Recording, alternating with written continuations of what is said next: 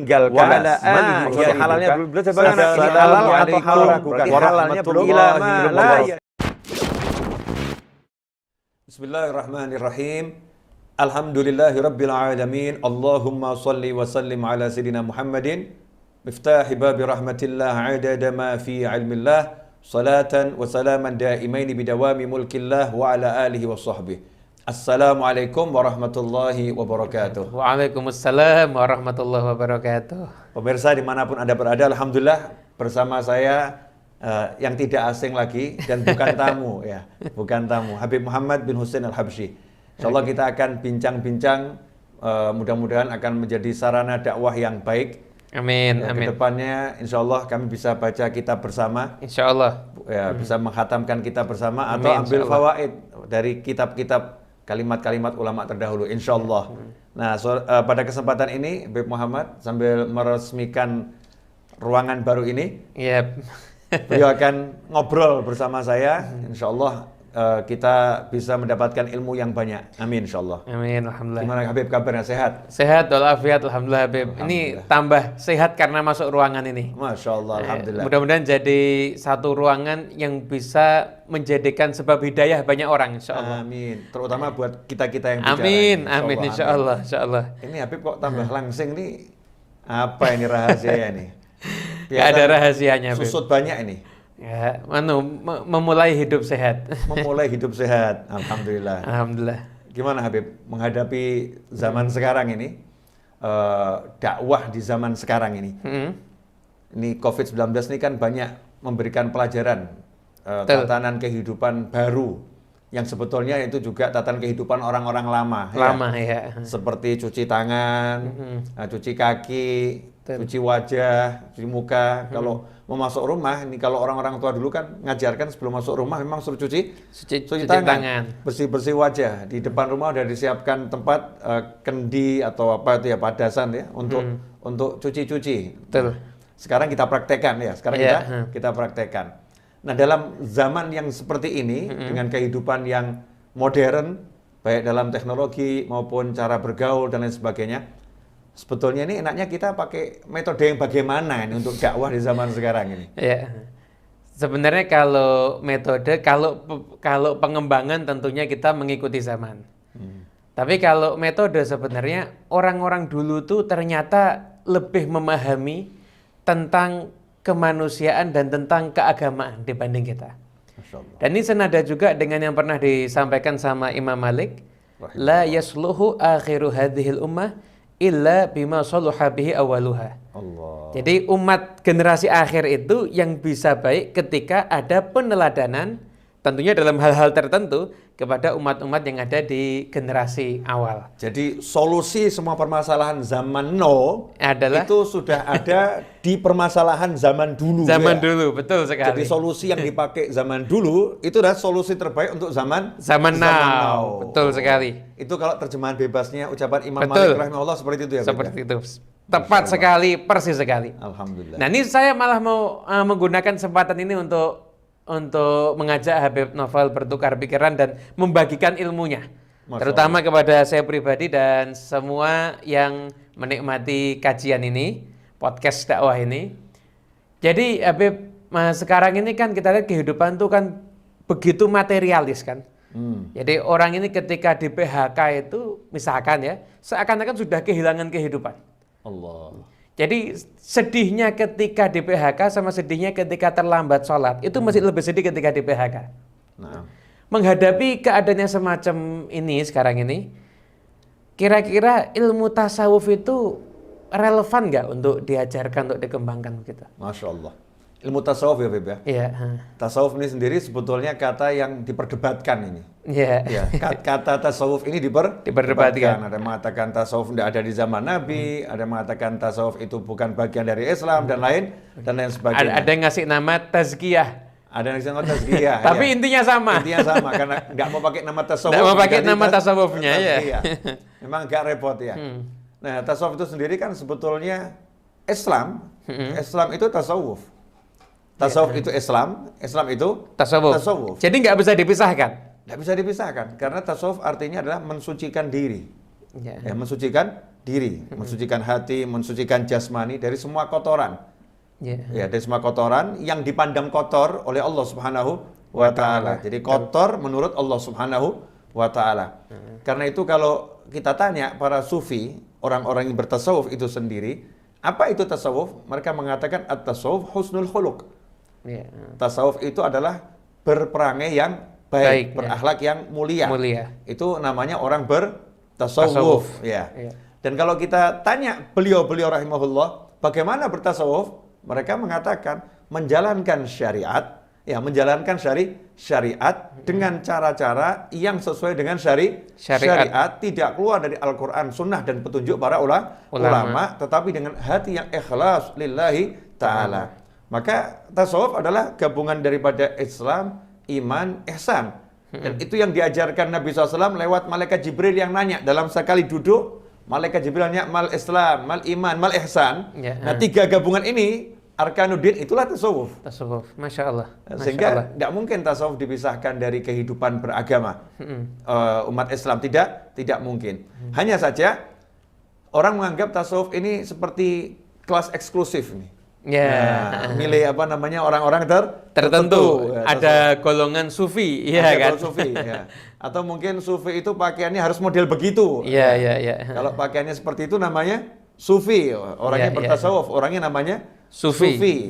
Kalau pakaiannya begitu, itu enggak tasawuf, itu enggak sufi. Cara pandang yang salah terhadap tasawuf itu sendiri. Singkatnya gini, Bib. Jadi tasawuf itu adalah husnul khuluq. Berperangai yang mulia, berakhlak mulia. Karena itu zaman sekarang harus diterapkan dalam kehidupan nih. Tasawuf itu diterapkan dalam kehidupan. Karena kalau kita hanya berislam tanpa beriman, repot. Orang berislam tanpa beriman, sholatnya nggak mungkin khusyuk. Karena dia nggak ada iman. Nggak percaya sama surga, nggak percaya sama neraka. Berislam tapi nggak beriman, munafik dia. Jadi beriman nggak berislam, repot juga. Jadi moral itu dibentuknya melalui tasawuf itu sendiri berarti ya. Betul. Nah, contoh yang nyata begini. Dalam mengajak orang nih. Ngajak orang itu kan syariatnya jelas. Man ra'a minkum munkaran falyughayyirhu biyadihi fa illam yastati' fa bilisanihi fa illam yastati' fa biqalbihi fadzalika adhaful iman. Atau kama qala sallallahu alaihi. Siapa yang melihat kemungkaran di antara kalian, hendaknya dia merubah kemungkaran tersebut dengan tangannya. Kalau tidak mampu dengan merubah biyadih, dengan tidak tangannya, mampu betul. Dengan lisan. Kalau tidak mampu dengan hatinya. Yang dengan hati itu bagian iman yang paling lemah. Itu terjemahan. Ini orang kalau cuma belajar seperti itu, tidak tahu tasawuf, mempelajarinya cuma sekedar hadis dan terjemahan, tapi nggak tahu tasawufnya. Karena tasawuf gabungan antara Islam, iman dan ihsan. Dia nggak tahu aspek imannya, dia nggak tahu aspek ihsannya, maka jadinya salah kaprah. Begitu lihat mungkar, dia merasa dia punya tangan, hajar. Na'udzubillah min dzalik.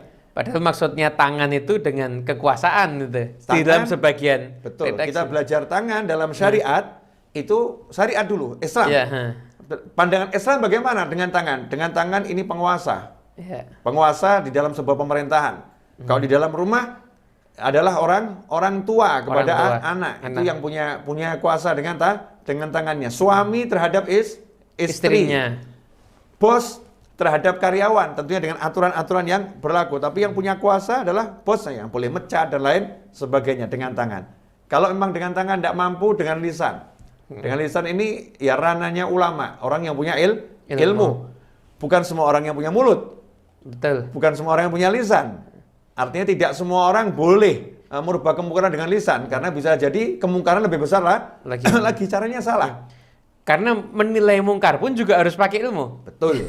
Menilai mungkar harus pakai ilmu. Ini kalau nilai mungkar nggak pakai ilmu, bahaya nanti. Yang nggak mungkar dibilang mungkar. Yang mungkar dianggap tidak mungkar. Nggak sembarangan. Kemudian kalau nggak mampu, artinya dia bukan ulama, dia juga bukan penguasa, tidak punya kekuasaan. Maka dengan hati, dengan hati ini apa? Itulah iman yang paling lemah. Prihatin. Dengan hati prihatin. Ikut merasa nggak suka. kok ada ya kemaksiatan seperti itu, saya nggak suka. Itu dengan hati, itu yang paling lemah. Nggak punya Jadi ilmu. tidak meridhoi kemungkaran itu. Betul, tidak meridhoi kemungkaran tersebut. Ini ya, baru tataran belum sampai tasawuf. Ya. Ini zahir aja ini. Islam. Ya. Islam. Tasawuf tiga-tiganya.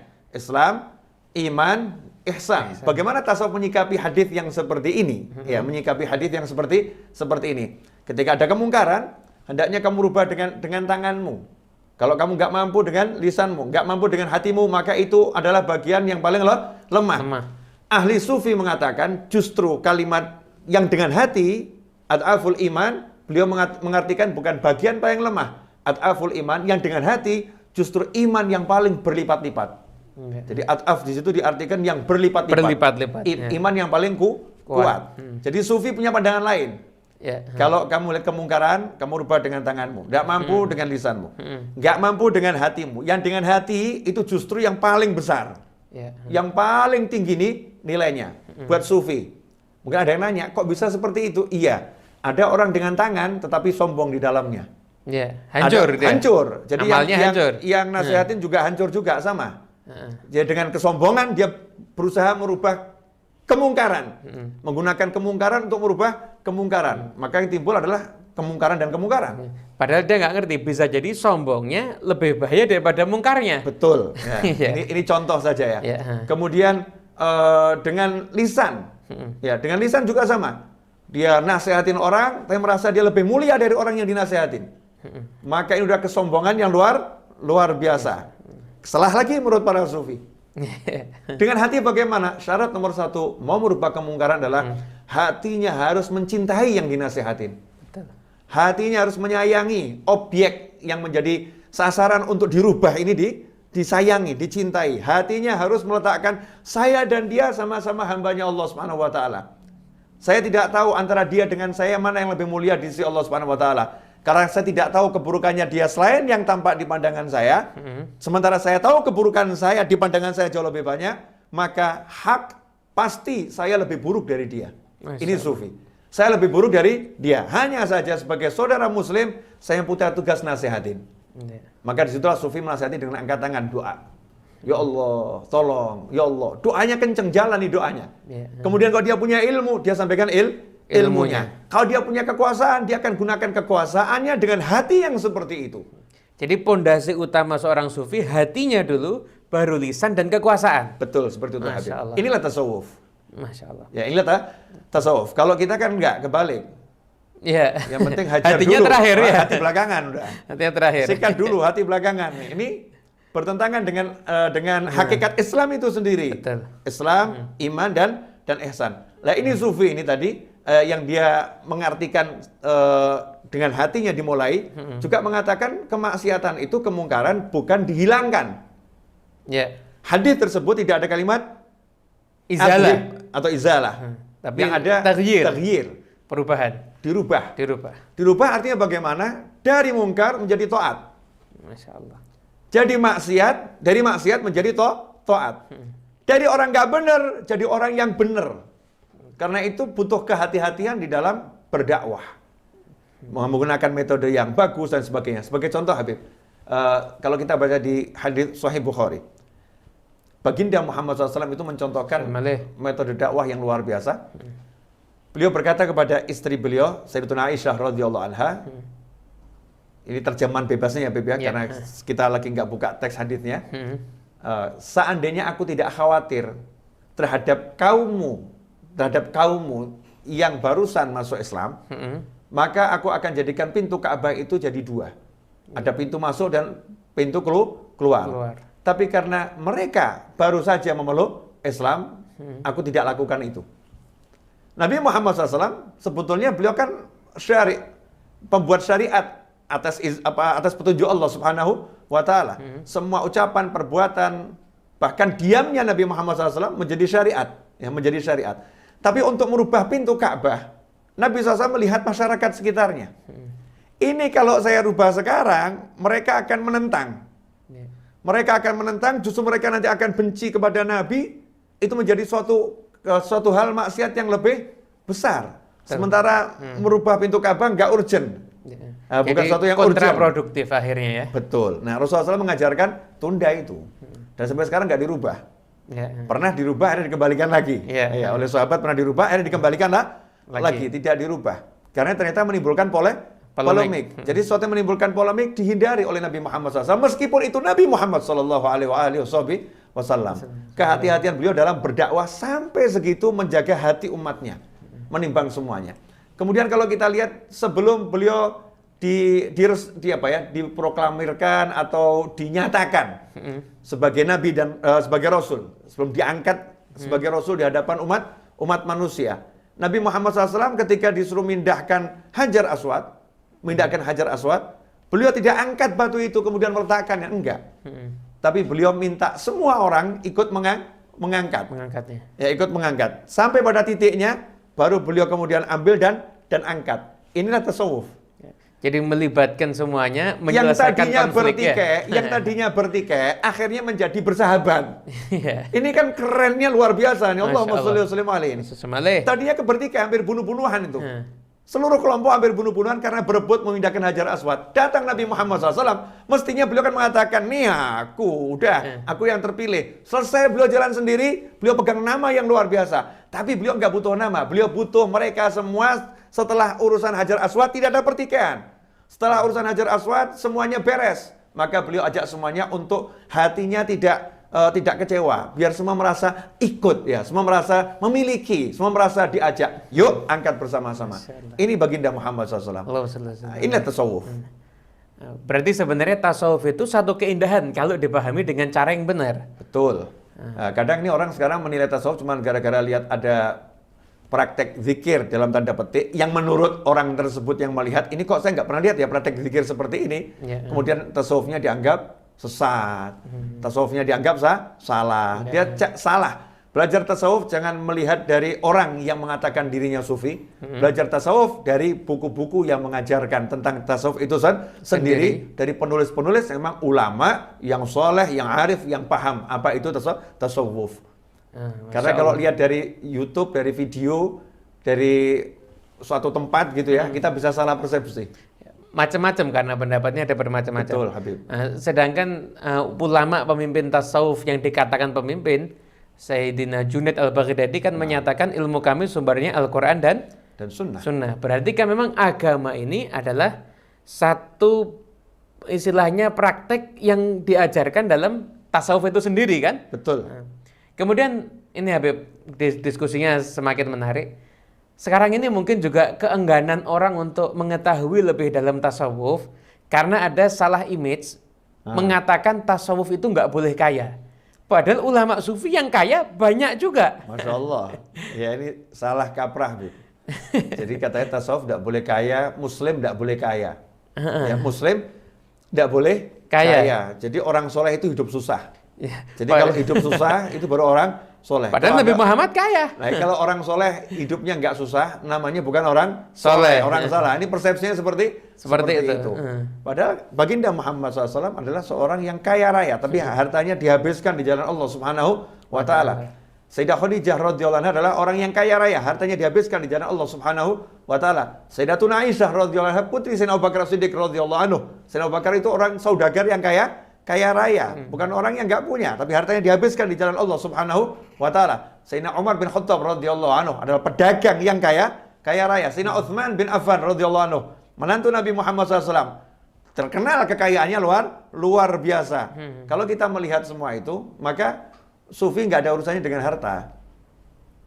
Kaya miskin nggak jadi masalah. Tetapi hatinya mulia, jasmaninya mulia, akhlaknya mulia, ya ilmunya Masya Allah, ilmunya terus nambah, lautan luas. Itulah sufi. Maka jadi sufi, ada yang sufi itu kekayaannya mengalahkan saudagar terkaya di zamannya. Pernah ada seorang sufi bahkan yang satu hari sedekahnya itu kalau sekarang 1 miliar. Lath bin Sa'ad itu, nggak salah ya. Satu hari sedekahnya 1 miliar. Sehingga rajanya di zaman itu marah ini. Kamu ini saudagar kok mau ngalahkan raja sedekahnya. Maka beliau menjawab, mohon maaf saya nggak ada niat untuk nyenengin siapapun. Tapi saya tidak bisa sedekah yang lebih kecil dari penghasilan saya 1 hari. Jadi minimal sedekah saya itu sama dengan penghasilan saya 1 hari. Itu yang saya sedekahkan penghasilan saya 1 hari. Masya Allah. Dihabiskan semuanya itu, tekno itu. Nah, ini Habis. sufi. Ini sufi. Nah, berarti sebenarnya untuk mendalami tasawuf nggak harus ustadz ya. Enggak. Pedagang, kemudian pemuda, mahasiswa, ibu rumah tangga sekalipun, mereka sebenarnya bisa menerapkan ilmu tasawuf dalam kehidupan mereka masing-masing. Nah sekarang kalau untuk ibu rumah tangga, bertasawufnya gimana ini Habib? Luas. Karena tasawuf itu sendiri Islam, iman, Ihsan. semuanya kan. Ya. Maka ibu rumah tangga dan bertasawuf contohnya Ya. masalah memberi makan anak, suami dan anggota rumah tangga. Tasawufnya bagaimana? Nggak ngejar makanannya enak dulu. Halalan thayyibah. Yang halal, yang baik. Baik ini kan ya enak, ya sehat, macam-macam maknanya ya. Tapi halalnya terdahulu. Maka kalau ibu rumah tangga ini dia mau menerapkan tasawuf, yang dia pikirkan kemanapun dia cari makanan yang halal dulu. Setelah yang halal, baru dia cari resepnya yang enak ini. Ya resepnya yang enak. Kemudian menyajikannya. Ini baru makannya ya Beb ya. Menyajikannya. Kalau makanannya enak, yang menyajikan gak enak, jadinya gak enak. Maka menyajikannya ya akan terus Sayyidatuna Aisyah radhiyallahu ta'ala ketika menyajikan untuk Nabi Muhammad SAW. Kemudian suap-suapan dengan Rasulullah SAW. Masya Allah. Ini Indah ini, indah. Indahnya luar biasa. Bagaimana menyajikannya dengan indah, makannya juga dengan indah. Ini baru bab makanan. Kalau setiap hari seperti itu nih ibu rumah tangga kepada suaminya, kepada anaknya, Masya Allah. Sayyidina Hasan dan Sayyidina Husain, putranya Sayyidina Ali dan Fatimah Zahra radhiyallahu ta'ala anhum ajma'in. Bagaimana ketika di meja makan mau makan. Sayyidina Hasan dan Sayyidina Husain radhiyallahu ta'ala anhuma setiap kali makan tidak berani mengambil makanan sebelum ibunya mengambil. Masya Allah. Jadi nunggu ibunya ngambil, baru beliau berani ngambil makan. Masya Allah. Saat ditanya, kenapa kamu kok setiap kali makan kami perhatikan tidak menyentuh makanan sebelum ibumu Fatimah Zahra radhiyallahu anha menyentuh makanan tersebut? Jawaban beliau adalah, ya karena kami khawatir itu di meja makan ada makanan yang dilihat oleh ibu kami dan ibu kami ingin. Ibu kami inginkan makanan tersebut. Keburu kami mengambil dulu dan kami makan. Akhirnya ibu kami ada rasa kecewa karena makanan sudah nggak ada, kan terbatas ya. Kecewa sehingga Allah murka kepada kami. Karena kami durhaka pada orang tua. Ini namanya keluarga yang mengamalkan tasawuf. Sufi. Seperti itu. Masya Allah. Jadi berarti tasawuf itu punya makna yang sangat luas sekali ya. Betul Habib. Kemudian kalau peran zikir sendiri Habib, mungkin ini sebagai pertanyaan yang terakhir menutup podcast pertama kita, podcast dakwah ini. Nanti akan kita lanjut podcast berikutnya. Peran zikir sendiri dalam ilmu tasawuf itu sejauh mana? Ya, zikir ya. Zikir itu namanya mukmin, namanya sufi. Di atasnya mukmin karena kalau sufi ini sudah ihsan. Islam, iman, ihsan. Arkanuddin ya, di dalam dirinya. Ya, sudah sofa, bersih, jernih. Benih ini ya. Maka seorang sufi nggak mungkin dia lupa kepada Allah Subhanahu wa taala. Dalam diamnya, dalam geraknya, dalam apapun selalu dia ingat sama Allah Subhanahu wa taala. Zikir dalam arti yang hakiki itu sudah ada dalam dirinya. Nah, untuk mencapai zikir yang seperti itu, maka para sufi menerapkan zikir-zikir yang telah diajarkan oleh Nabi Muhammad SAW. Secara zahir, Al-Quran mensifatkan alladzina yadhkurunallaha qiyaman wa qu'udan wa 'ala junubihim. Mereka orang-orang yang berzikir kepada Allah dalam keadaan berdiri, duduk maupun berbaring. Maka para sufi dalam segala keadaan tersebut berdiri, duduk maupun berbaring berzikir. Ya. Ingat Allah. Ingat Allah baik dengan sebutan menyebut la ilaha illallah, Allah subhanallah, kalimat zikir yang diajarkan oleh Nabi Muhammad SAW maupun dalam hatinya selalu ingat dan sekaligus tafakur. Jadi dalam satu kalimat zikir itu Allah, lisan menyebut Allah, hati mengagungkan Allah, pikiran ini menghayati seluruh ciptaan Allah Subhanahu wa taala. Masya Allah. Jadi hidupnya ya luar biasa. Masya Allah. Nah, proses untuk ke sana ia mendawamkan zikir. Ya, memaksakan diri satu hari membaca kalimat tahlil sekian kali, membacakan kalimat tasbih sekian kali. Sambil memaksakan diri dulu ya, Bebe? Dipaksakan, semua harus dipaksakan. Ya. Karena kalau tidak dipaksakan nanti tidak tidak bisa jadi. Ya, jadi jangan zikirnya nunggu kalau mutaja berarti ya. Oh, iya, enggak. Harus dipaksakan. Harus dipaksakan. Sama seperti orang mau latihan nyanyi. Betul. Latihan nyanyi itu dipaksakan terus, tarik suara terus sampai akhirnya mahir. Ya, sampai nafasnya tinggi, suaranya bagus. Betul. Seperti nyupir. Ya. Orang nyupir itu ya dipaksakan keluar naik mobil. Lama-lama dia bisa sambil nyupir, ya walaupun nggak boleh ya, tapi dia bisa itu telepon. Ya. Sambil nyopir dia bisa baca toko-toko yang ada di sekitarnya itu. Jalan, oh ini ada warung ini, oh ada ini, bisa itu. Apakah dia ada konsentrasi sama jalan? Dia konsentrasi. Tapi dia udah punya kelebihan, ya kemampuan untuk menggunakan fasilitas di tubuhnya lebih daripada orang lain yang baru belajar nyopir karena dia sudah handal. Nah, orang-orang udah latihan zikir itu nanti dalam satu zikirnya dia bisa melakukan banyak hal. Masya Allah. Ya, susah dijelaskan sekarang Habib. Oh, ini ranah khusus, khusus. Dan waktunya juga terbatas juga ya. Oke, ya betul Habib. Pemirsa dimanapun Anda berada, alhamdulillah ya tidak terasa ngobrol dengan beliau Habib Muhammad bin Husain Al-Habsyi cukup lama, 25 menit kurang lebih. Masya kami Allah. berbicara. Beliau ini sebentar lagi mau ngajar Ihya Ulumuddin di majelisnya. Mudah-mudahan dialog kami yang pertama di podcast dakwah Majlis Ar-Raudhah Habib Naufal Al-Idrus ini berkah manfaat. Amin. Kalau Anda suka, tulis komentarnya. Ya, jangan cuma nonton, tapi tulis komentarnya. Komentarin yang banyak. Saran, kritik, masukan, model apapun gak jadi masalah. Ya, suka kami mendapatkan saran, kritik, masukan. Ya, kalau senang dengan yang seperti ini, sampaikan kepada kami, biar kami lebih bersemangat. Ya, karena kalau kita mengemas suatu, kemudian kita dapat follow up yang positif, kita akan lebih semangat untuk mengembangkannya. Ya. Masya Allah. Oh, orang suka, kita akan lebih mengembangkannya. Siapa tahu, insya Allah ini menjadi sarana kita untuk belajar banyak bersama Habib Muhammad, insya Allah. Dan juga nanti kalau ada kita yang belajar sama Habib Naufal ini. Nah, saya sebagai penyemangat, ya, insya Allah. Jazakumullah khairan, walakum minkum, semoga berkah manfaat. Undur diri dulu. Wassalamualaikum warahmatullahi wabarakatuh. Waalaikumsalam warahmatullahi wabarakatuh. Gitu Habib.